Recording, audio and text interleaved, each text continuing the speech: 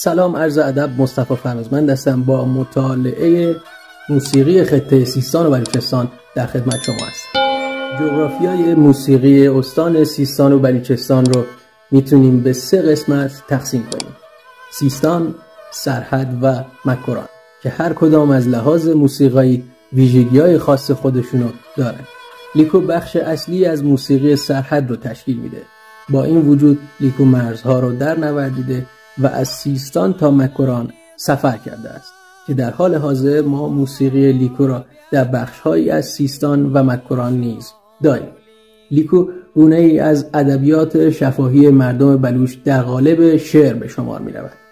لیکوها تک بیتی‌هایی هستند که ساده و روان بدون هیچ گونه پیچیدگی تکنیکی توسط افراد با ذوق و قریحه به فراخور حس و حال خود سروده می‌شود و به همین دلیل در سرحد بلوچستان کسی نیست که لیکو بلد نباشد و اغلب افراد چه زن و چه مرد لیکوهایی را به خاطر دارند و حتی افراد با ذوق فی‌البداهه نیز لیکو می‌سرایند.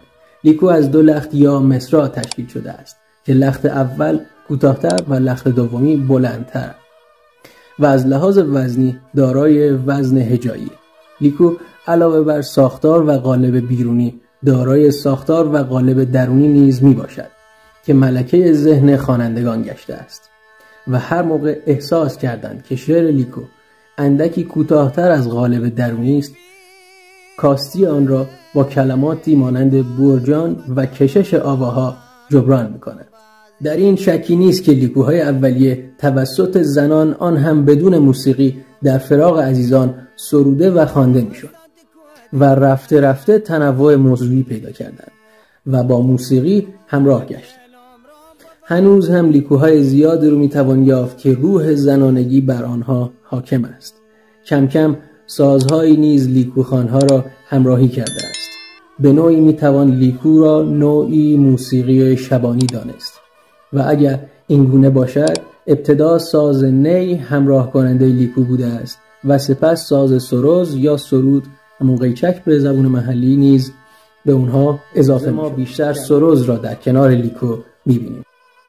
این قالب شعری باعث شده که در خصوص محتوا و ساختار وزنی آن شباهت آن با قالب‌های شعری دیگر نظیر آن در بین اقوام دیگر ایرانی و یا در جهان، مثلا شعر هایکو در ژاپن، پژوهش‌هایی انجام شود و همچنین در زمینه ترجمه لیکوها نیز کتاب‌هایی منتشر شود، اما تاکنون در زمینه بخش موسیقایی آن پژوهش جدی صورت نگرفته.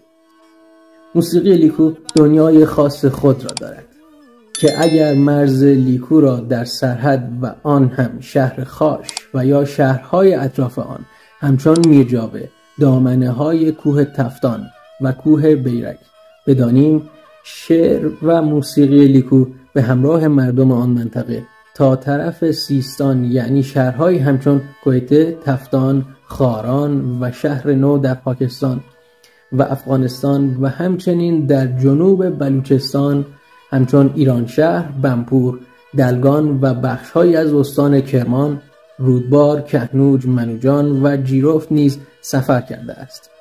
این جغرافیای پهناور باعث شده که گونه‌های مختلفی از لیکو خصوصاً در موسیقی به وجود بیاد، به طوری که شهر به شهر، طایفه به طایفه موسیقی لیکو متفاوت باشد.